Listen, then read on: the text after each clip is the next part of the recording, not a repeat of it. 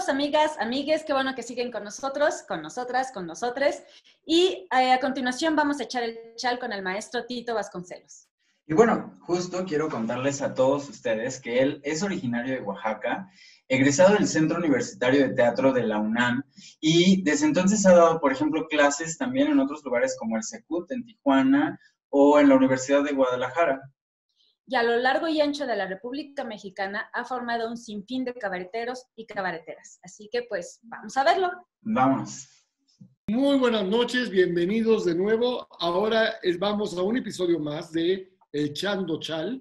Y esta noche con nosotros el maestro, el gran maestro Tito Vasconcelos. Y me acompaña Javier Rojas, director de programación del Sistema de Teatros. Maestro Vasconcelos, muy buenas noches, bienvenido. Muy buenas las tengan, compañeros queridos. Por supuesto, maestro. En eso estamos. Así es. Sí. Justamente que leía hoy en la mañana en una publicación de Facebook que se cumplían 40 años del estreno de Y sin embargo se mueve. Sí, el pasado mes de abril, el día, según las cuentas ahí de don Alfonso, el 23 de abril de 1980, que fue miércoles, estrenamos en el Teatro Arcos Caracol de la UNAM Y sin embargo se mueve. Montaje emblemático, montaje extraordinario. Yo lo recuerdo muy, muy vivamente, porque era un momento de una apertura y un parteaguas brutal en la ciudad, ¿no? Sí, bueno, el espectáculo nació de la necesidad de superar toda la década de los 70 que fue atroz para la comunidad LGBTT, porque fue la escasez de espacios de socialización, las detenciones arbitrarias en las fiestas privadas, si había alguna loca ardida que no había sido invitada a la fiesta, o algún vecino incómodo, llamaban a la policía y te sacaban a macanazos de la fiesta y terminabas en la vaquita, el torito, no sé cómo se llamaba aquella cosa. Y yo 2 veces terminé metido en un tanque de agua en la azotea, porque la verdad, pues sí, era de mucho miedo la policía, porque no tenías la posibilidad de defensa ninguna, ¿no? Y como yo ya vivía solo para estas fechas, ya ¿a quién le avisaban? Pues a nadie, entonces sí tenía yo que pegar la carrera para donde fuera. Y aún así, que hace rato recordaba con Terry Holiday, que estuvimos platicando con ella, que está fantástica además, que yo hice con ella Lucrecia Borgia, dirigidos por Jodorowsky. Me acuerdo, las 2 Lucrecias. Las 2 Lucrecias, que una en el futuro, otra en el lírico. Yo estaba en el lírico con Kitty de Hoyos y la tigresa tenía su Lucrecia. Y la gente compraba 2 entradas y veía un acto en un teatro y el otro acto en el otro teatro. Eso era negocio. Claro, pero recordábamos que en la Secretaría de Gobernación había una oficina de censura. Claro. Iba a los ensayos generales a decir qué teníamos que quitar, ¿no? Claro, fíjate, en 1984 que estrené Mariposas, todavía me tocó función de censura. Sí. O sea, la función previa al estreno, en donde se sentaban 2 o 3 monitos con cara de retrato, y tú al final así de, ¿qué? No, pues aquí hay unas cosillas que no, y bueno, hubo cosas que no, pues fue en esa época que los chicos de la banda tuvieron que emigrar de delegación, porque antes eran delegaciones, y en la Cuauhtémoc estaba un hombre que se llamaba Delfín Sánchez Juárez, que era el delegado del PRI, que había mandado llamar a Fernando de Rojas porque había... Claro. La de la Cristina, ese fue uno de sus... Claro, lo quería meter preso Fernando de Rojas, por supuesto. Sí. Y bueno, y los chicos de la banda que iban a estrenarse en el Frufru precisamente, tuvieron que emigrar. Les fue mejor porque Benito Juárez los recibió en el Teatro de los Insurgentes. Claro. Wow. Fue una temporada también esto fue en 1974. Y nosotros en 80 estrenamos esto, pero fue la primera vez que hubo un espectáculo de teatro propiamente creado por y para gente gay, para gente homosexual. Era la premisa que nos propuso José Antonio Alcaraz. Era un espectáculo testimonial en el que hablábamos como gays de la Ciudad de México, cómo percibíamos y cómo nos percibíamos y percibíamos el entorno social. Fue un experimento muy interesante y estaba estructurado como la revista mexicana del siglo pasado. Maestro Vasconcelos, yo Javier. me pregunto, primero otra vez, qué maravilla tenerte con nosotros. Pero Gracias. entrando, así que, como diría el dermatólogo, directo al grano, yo me pregunto, ¿cómo le hizo la comunidad para sobrevivir a estas situaciones que nos cuentas? Porque yo creo que es bien importante algo, y es que estamos en un momento histórico en donde, pese a que hay todavía bastante que hacer, hay bastante trabajo por hacer, hay bastantes derechos por ejercer, sí creo yo que vivimos, y lo digo desde mi propia perspectiva como miembro de la comunidad, sí creo yo que vivimos en un momento con, digamos, mayores libertades, ¿no? Y lo que yo veo es que también hay mucha gente que ni por enterada, ¿no? Ni por aquí, que hubo una época que pasaban otras cosas y que lo importante es enterarnos que esa época existió para saber cuál es el trabajo previo que se tuvo que hacer, porque pues y memoria es destino, ¿no? O sea, saber de dónde venimos y quiénes son pues nuestros ancestros casi, y nuestra gente, nuestra comunidad para darle su lugar y para también ubicar de dónde venimos y a dónde vamos, ¿no? Entonces, ¿cómo fue la resistencia del orgullo, ¿no? Un poco como se llama todo este ciclo. Mira, yo, haciendo un poquis de historia, yo llegué a la zona rosa por allá de 1968-69. Y llegué a un lugar extraordinario que se llamaba el Café Carmel, que era propiedad del papacito de la doctora Glantz, don Jacobo Glantz, que tenía unas esculturas entre feas y horrorosas, pero fue muy generoso y muy cariñoso en recibirnos. Claro, estoy hablando que nos recibía a Carlos Monsiváis, a José Antonio Alcaraz, a José Ramón Enríquez, a Jaime García Granados, a Luis Guillermo Piazza y a mucha personalidad de la intelectualité y de la gallicité de la Ciudad de México. Y nos permitía estar horas delante de una taza de café sin consumir nada. Con una mesera que se llamaba Celia, que era muy, muy simpática, que esa nos hacía refil de las tazas de café. Nos terminamos la noche así como muy, muy alteraditos de los nervios. Y este café estaba en el pasaje Jacarandas, donde luego tuve el cabaretito VIP. Y había otros lugarcitos por ahí muy monos. Estaba el Lounge Jemaimas, donde iba uno a comer hot cakes, y estaba el Toulouse-Lautrec, estaba la Trucha Vagabunda. Era un pasaje muy hermoso que se llamaba Las Jacarandas. Había unas jacarandas preciosas al centro de esa T, porque era un pasillo en T. Que no, en la época estaba el conditor y más allá estaba... Exactamente. Estaba en noche y día. El asunto, sí, allá atrás hay un Vips ahora ahí. Sí, era fantástico, no cerraba nunca y era maravilloso porque la cocina era buena. Además de todo, era buena. Claro, y si tú querías ver a Pita Amor a las 3 de la mañana, ahí estaba Pita Amor a las 3 de la mañana todos los días. Denme una copita, por favor. Era fantástico. Y sobrevivimos en la zona rosa, en lugares que no precisamente eran gays, pero que permitían que nos quedáramos horas delante de una taza de café.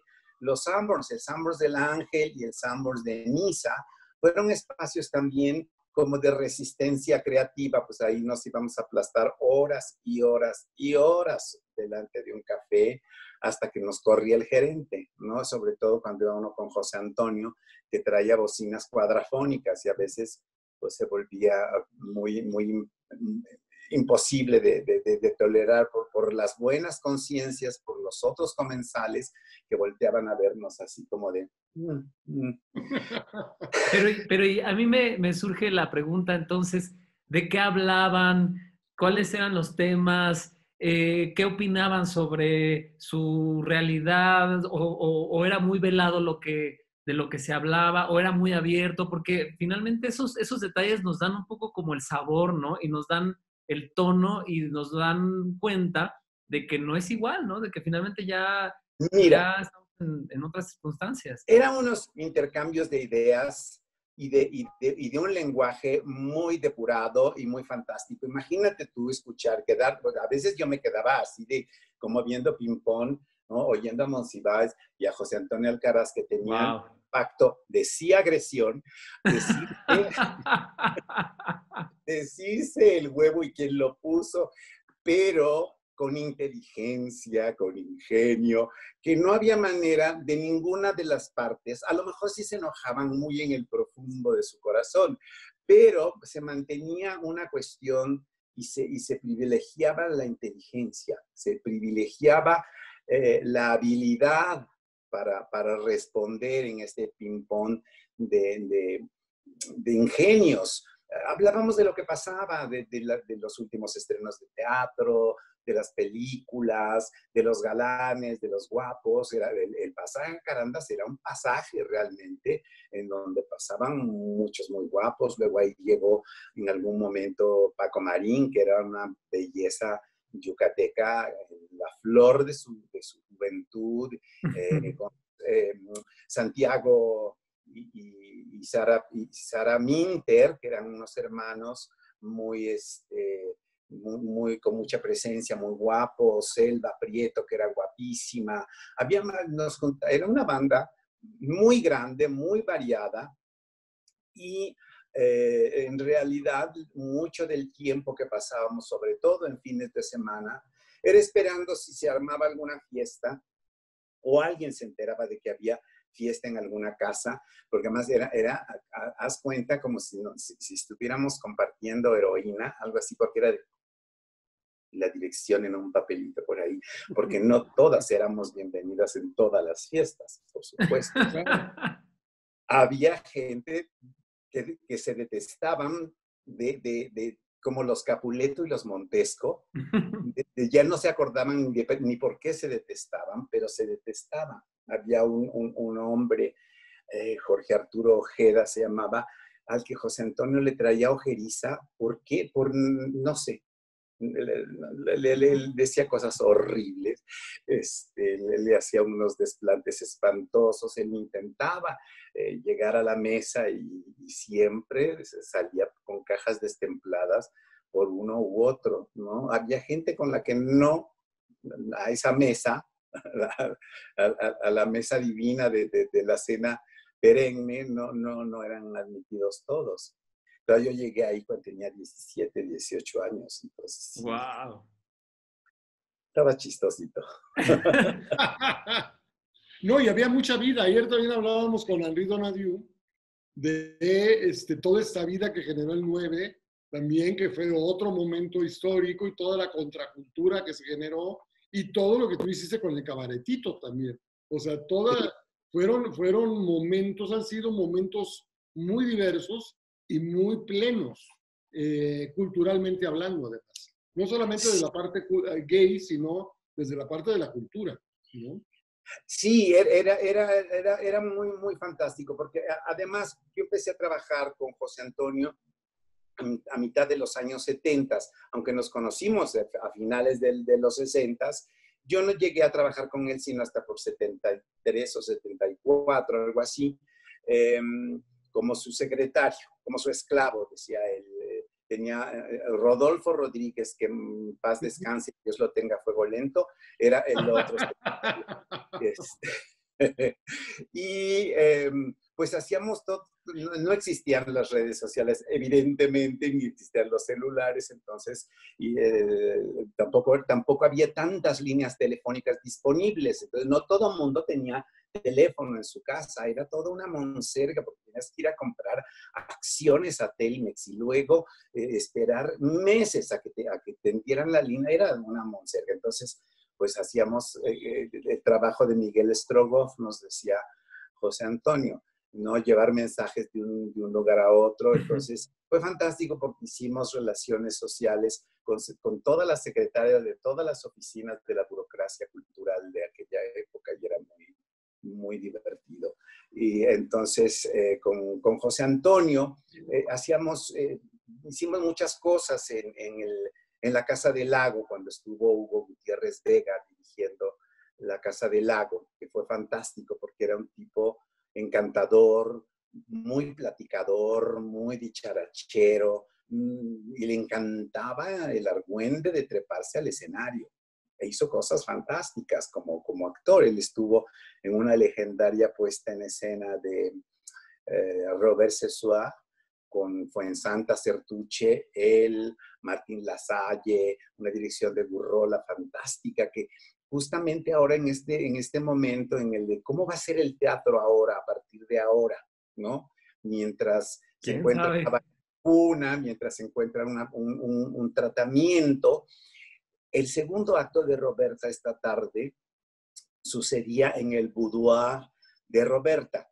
Y el boudoir era una caja de cristal con una rendija y el público nos juntábamos alrededor a espiar a Roberta, que entraba al baño, hacía pipí, se medio masturbaba, soñaba que la violaba un gigante, pero era Gurrola, entonces el gigante se aparecía y era Martín Lasalle y un enano, y tenía una cosa así como de pip porno show fantástico, y nosotros nos sentíamos culpables, además el público nos sentíamos culpables de estar espiando, y era muy gracioso, o sea, ver lo que estaba sucediendo, que estaba impecablemente montado por Gurrola, pero la reacción de la gente que estábamos espiando era fantástica. Yo creo que vamos a tener que regresar a unos espacios teatrales así, en donde solo haya uno o dos actores en esta caja de cristal y los espectadores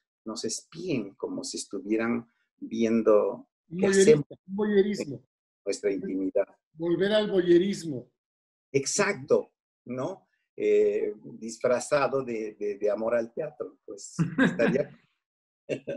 Tito, ¿y en qué momento tú dijiste, yo quiero esto, yo quiero hacer cabaret, yo quiero ser muy franco y directo con lo que quiero decir, yo quiero ir en contra de muchas ideas que están ahí establecidas, yo quiero atreverme, ¿no? ¿En qué momento? Porque, digo, si algo, te lo digo de manera muy personal, yo que tengo el gusto de conocerte, si algo yo te admiro precisamente es como esa gallardía, esa verdadera audacia de decir, me voy a atrever a decir, a hacer y a tomar una postura muy clara sobre mi identidad o sobre ciertos temas políticos muy claros que van más allá del hacer el arte por el arte en sí mismo, ¿no? Incluso algunos de los nombres que mencionas como grandes artistas, pero que decidieron tener su intimidad bastante más guardada que otros, ¿no? Y es normal, cada quien hace lo que quiere con lo que pasa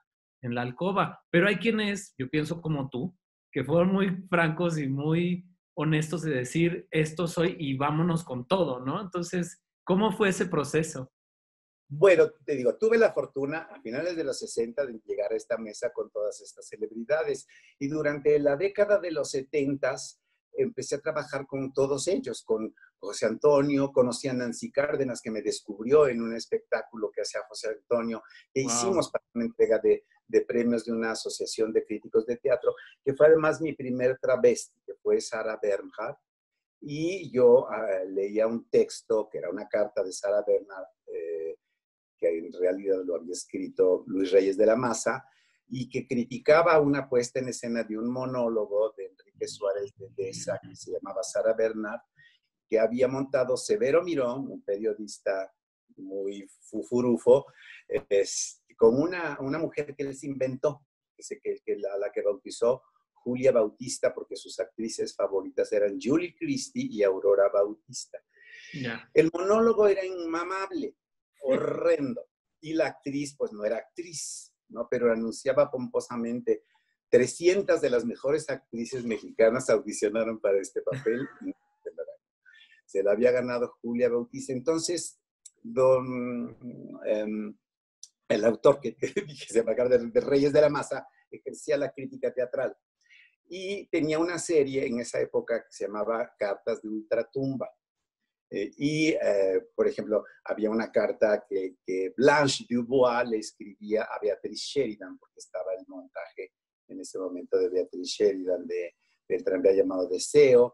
Y yo escogí la carta de Sarah Bernhardt, entonces me travestí de Sarah Bernhardt, y tuve a todo el teatro de puros actores de pie aplaudiéndome, como Sarah Bernhardt. Caray, qué raro, porque yo ya tenía mi carrerita, ¿no? Y ya me habían tomado en cuenta algunos críticos de teatro, de un actorcito que promete, ya sabes, ¿no? Como con la condescendencia que se usaba, bueno, cuando había críticos de teatro, ahora ¿qué te puedo decir? Y el caso es que al final del espectáculo me contactó Nancy, me dijo, yo quiero hacer un espectáculo de cabaret y tú estás ideal para el espectáculo de cabaret, mi chulo. De ella tomé porque para ella todos éramos chulos y me pareció muy chulo de su parte. Entonces es mi homenaje y mi recordatorio de Nancy y de mi paso con ella por los escenarios, es chulear a todo mundo. Total, fue un show que nunca se hizo. Pero fíjate, las cosas se fueron concatenando de una manera muy, ahora lo percibo mágica casi, porque en 77 yo estaba haciendo la ópera de los 3 centavos con Marta Luna, que fue una apuesta también muy memorable, porque fue un escándalo, te acordarás, Ángel, que hubo la decisión de un grupo de actores, se fundó otra asociación de actores que estábamos hasta la madre de la ANDA, y se fundó el Sindicato de Actores Independientes, el SAI, cuyo nuestro líder era Enrique Lizalde, que era muy, muy, muy simpático, porque si se acuerdan de Enrique Lizalde, era bastante monótono en su tono de voz, y tenía en las asambleas, ya, lo he dicho miles de veces. Era muy simpático. Y conocí, ahora sí que en vivo y en directo, trabajar un texto de Brecht con un elenco maravilloso, Margarita Sanz, Gonzalo Vega, estaba Blanca Sánchez, Cachirulo, Marta Ofelia Galindo. Wow. Y yo por esas épocas descubrí el trabajo que estaba realizando Juan Ibáñez, que por otro lado también, por su parte, Julio Castillo estaba haciendo en el Blanquita y Cachirulo estaba haciendo en Coyoacán una recuperación del teatro de revista. Entonces, el teatro de revista, el cabaret brechtiano, la música de Kurt Weill, así fue un cortocircuito maravilloso. El maestro Elizondo, ¿no, Tito? No, Elizondo hizo, no, lo del Andrú de Elizondo es. No, pero no, el maestro Elizondo no era el director musical de la ópera. No, era Luis Rivero. Ah, Luis Rivero, claro. Es que eran los dos grandes, ¿no? Sí, Luis Rivero y el maestro Elizondo. Claro, tuve los mejores maestros y los mejores compañeros y los sigo teniendo con ustedes. He sido bendecido y muy afortunado en mi vida artística. Entonces, cuando descubrí el cabaret y me di cuenta que yo podía hablar en primera persona de las cosas que a mí me importaban, que a mí me afectaban y de las que pensaba necesario mencionar, pues ahí dije, de aquí soy, y me armé ahí con otros compañeros, y nos hicimos un grupito con Dolores Solana, Daniel Martín, René Campero y yo, y luego una chica que se llamaba Shulamit Lifshitz, y nos fuimos a trabajar al Café Colón. Primero estuvimos en Reforma y éramos tan buenos que no, pues en el satélite está muy decaído el Café Colón, vayan a levantarlo por allá. Una necedad, pero fue muy bonito, muy divertido, y empezar los pinitos del cabaret, haciendo lo que pensábamos que era cabaret en ese momento, ¿no? A lo largo de los años he ido aprendiendo a definir y bueno, estábamos probándonos también nosotros y encontrando los motores de la comedia personal, porque cada uno de nosotros, de los que hacemos cabaret, debemos averiguar cuál es nuestro humor, cómo es nuestro humor y cómo irlo desarrollando y cómo volvernos expertos en eso, ¿no? Porque el trabajo que yo desarrollé y de que aprendí y que comprendí que era la única manera de poder hacer lo que yo quería a la velocidad que yo quería, cuando vi que las revistas mexicanas se montaban en una semana con cómicos, bailarines, o con orquesta, con coros, con toda una parafernalia de, no sé, 150, 180 gentes trabajando en una semana. Dije, por favor, pues sí, tenemos que encontrar. Y encontré en la comedia del arte la manera de crear a la velocidad que era necesario crear en el cabaret. Y es lo que enseño ahora. Wow. Se quedaron. Ya, nos quedamos pasados. Yo me quedé esperando al maestro Ancona que pensé que iba a decir algo. A ti como buen alumno de Tito. Claro, bueno, pero esa es una intimidad que no quiero sacar, Sí. pero... Calla boca. Bueno, el asunto que para redondear, porque tú preguntas, ¿cómo sobreviví? Pues sobreviví con esta gente maravillosa, con esta gente fantástica. O sea, las reuniones en las casas eran bastante comunes y eran muy padre. Javier Lizarraga, por ejemplo, le encantaba mucho recibir en su casa y nos juntábamos en casa de Jesús Calzada o en mi casa.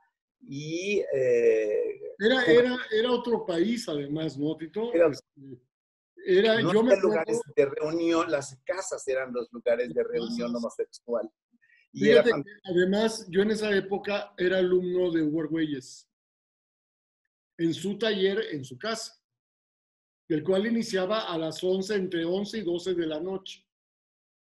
Y salíamos ahí en Álvaro Obregón, en la Condesa, y nos íbamos a cenar a las 3 de la mañana al Vips del Palacio de Hierro, pues, que abría toda la noche. Y ahí nos amanecía. Y yo caminaba de ese Vips a la colonia Narvarte de regreso en la madrugada. Se podía caminar en la noche. Yo de hecho recuerdo mucho que salíamos a la 1, 2 de la mañana a caminar por la zona de la Reforma, que era maravilloso, sin gente. Sí. Pues nos daba miedo cuando veíamos a la policía. Los rateros no había, pues sí había, pero no daban miedo, daba más miedo la policía. Sí. Ahora, bueno, no iba a decir una cosa horrible, pero yo no la voy a decir. Pero más bien, yo preguntaría también otra cosa, porque yo luego pienso que muchas de la narrativa o de los discursos más bien de la comunidad artística que ha tocado el tema de la comunidad LGBTTIQ más y los que se anexen, tenía que ver con abogar por ciertos derechos, por ciertas libertades, que en realidad muchas de ellas, o bueno, algunas de ellas, para tal vez ser más mesurado, ya se han conseguido, ¿no? Por ejemplo, el matrimonio, la adopción, hay un montón de cosas que ya están ahí. Entonces yo lo que me pregunto es, bueno, ¿y qué sigue entonces? ¿De qué tenemos que hablar?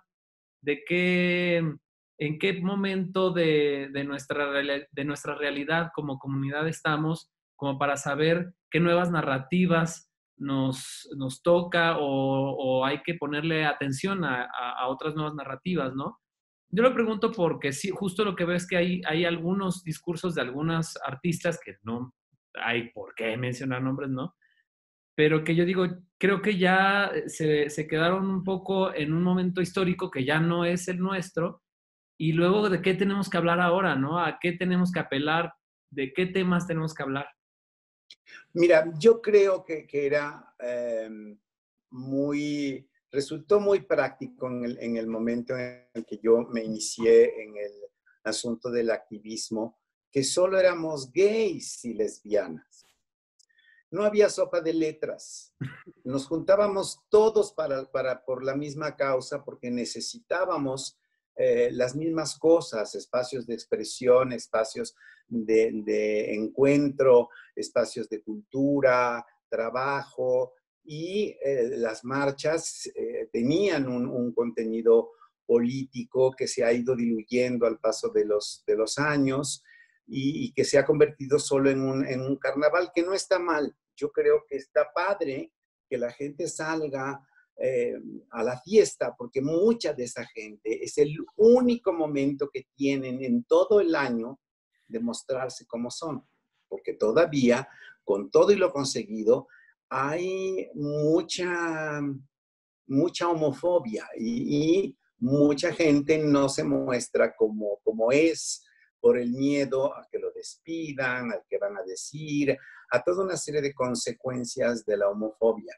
Entonces, era más rápido, más práctico. Siento que el que nos convirtamos en una sopa de letras ha atomizado todo este asunto, porque cada letra del acrónimo siente que es el más importante del acrónimo, ¿no? Y entonces todos los demás nos volvemos enemigos, aunque estemos en el mismo acrónimo. Todos los demás somos enemigos. Entonces no se avanza, no avanzamos hacia una meta en general que sí la tendríamos, que sí la tenemos, que sí existe, pues, ¿no? Que tenemos que encontrar un diálogo directo con autoridades, pero en esta atomización, ¿no? Hubo unas más listas que otras y unas más vivales que otras, y entraron a los codazos y se fueron acomodando en los grupos de poder, en los partidos políticos, y por una curul vendieron la dignidad y vendieron, espero que las nalgas, si se las hayan comprado. Pero es una cosa tremenda, pues, ¿no? Porque ya no hay una cuestión de comunidad. De hecho, no somos una comunidad. Somos una serie de grupos que trabajamos casi que por lo mismo, pero no somos una comunidad. La verdad, ¿no? Vemos ahora lo que está sucediendo en Estados Unidos y ¡ay, los pinches gringos racistas! ¡Ah! Los gringos, nosotros somos muy racistas y clasistas y ojetes y feos. Y la verdad, ¿no? A mí, por ejemplo, el fenómeno que se ha dado de unos años para acá, de unos 8, 10 años para acá, el asunto de las feminidades, ¿no? Y de los no binarios y lo que detonó RuPaul en Estados Unidos y que tuvo una resonancia mundial. Está muy padre, ¿no? Que son grupos que fueron muy marginados y que han sido muy perseguidos y muy violentados y muy asesinados.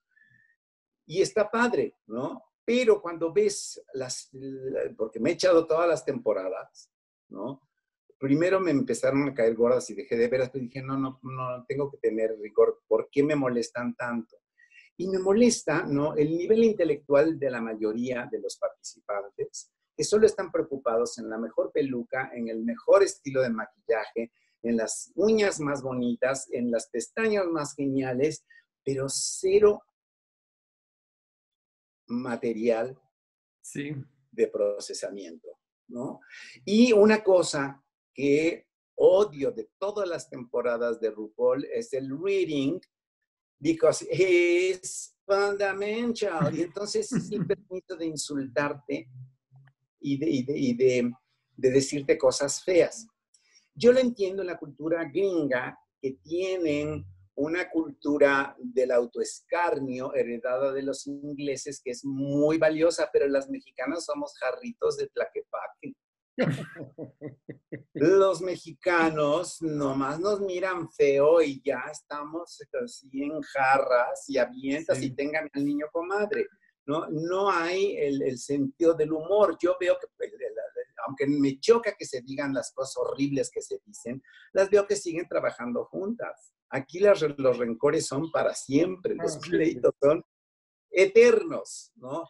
Y eso son cosas que tendríamos que ir manejando y depurando y que cada vez, bueno, la gente no lee, no se informa, no saben de nuestra historia. Uno de los graves problemas de los jóvenes en este momento y en estas circunstancias de la comunidad o del grupo, de la sopa de letras, es que no conocen la historia. Y la verdad es que es que no hay una historia, es que sí hay una historia, ¿no? Hay una historia escrita por Javier Lizarraga por ahí, que es una breve historia de la homosexualidad, que incluye el capítulo de México, pero si de veras quisieran saber quién es quién en los precios, de veras, en esta época de la comunicación y de las redes, toda la historia está colgada ya.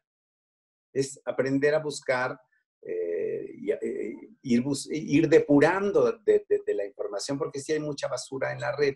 Pero, mira, yo estuve buscando porque justamente me pidieron una remembranza al respecto de Sin embargo se mueven. Hay muchísimo de Sin embargo se mueven, mucho, y cosas que ya ni me acordaba que hice y que dije, ¿no? Entonces, está ahí. No es que ahora, aunque hiciéramos una historia y la colgáramos, ni la van a leer, pues estaríamos que tuviera muchos monitos o algo.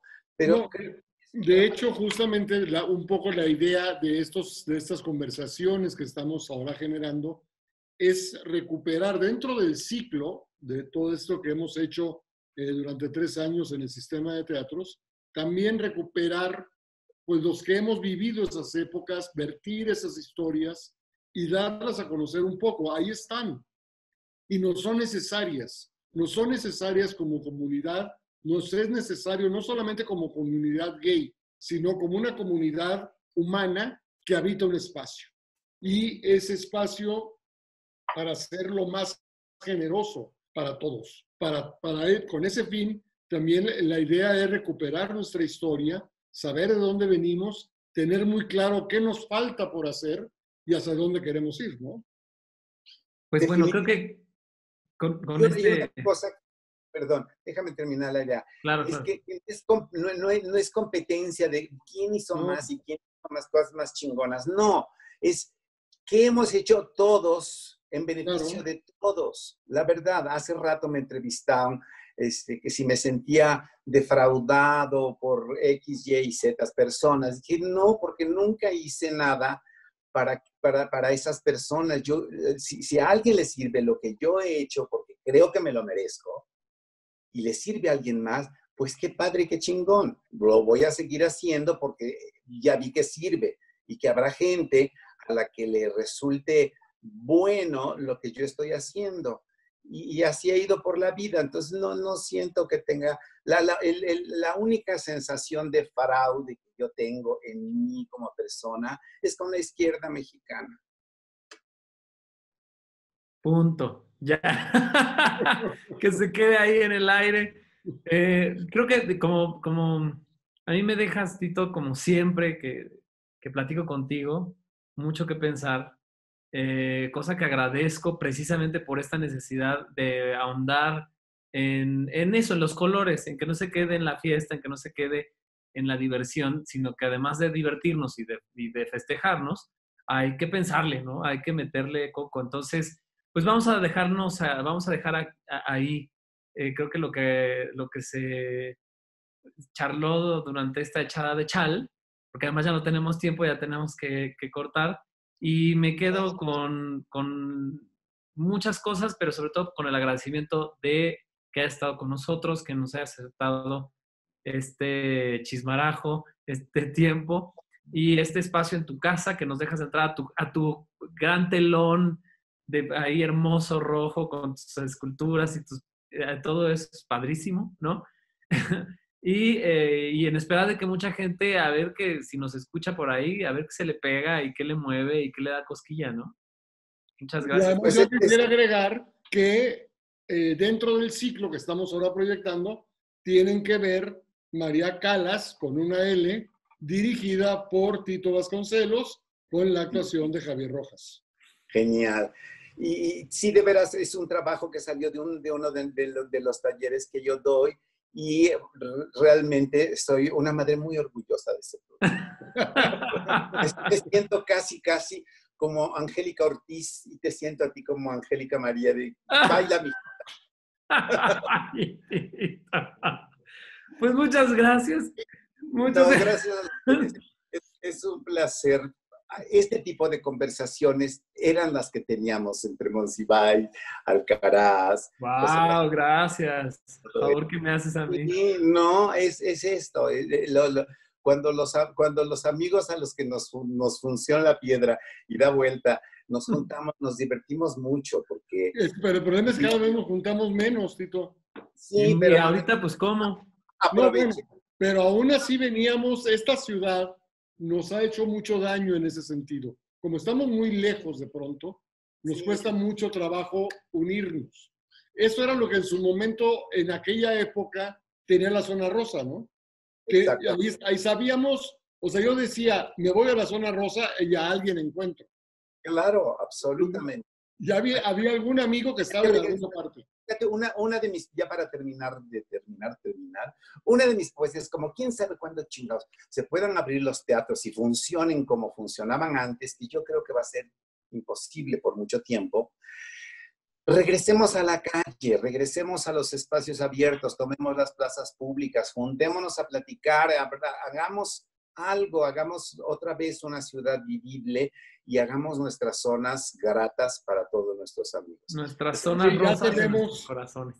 Ya tenemos por ahí un proyecto que ya platicamos Tito y yo hace unos días, por ya a nuestro regreso ahora que esperamos sea muy pronto, esperemos ya próximo mes de julio, lo iremos amasando para poder hacerlo de parte del sistema de teatro hacia finales de año en plazas públicas.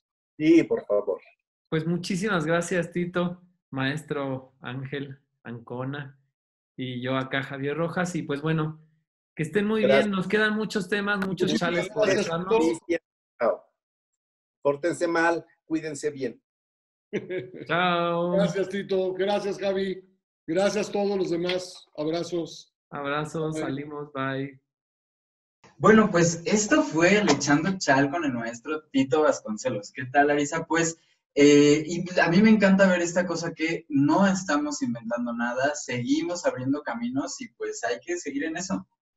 Así es, y aprovechando que acabamos de ver el chal con el maestro Tito Vasconcelos, el día de mañana no se pierdan la obra de teatro cabaret Masterclass con María Calas, que fue dirigida precisamente por el maestro Tito Vasconcelos, y también estaremos echando el chal con Henry Donadieu, que es uno de los creadores de la escena nocturna en México. Él fue el creador del 9, así que va a estar buenísimo. Órale, pues vamos a verlo. Hasta mañana a todos. Mañana. Teatro Ciudad de México, escenarios que transforman.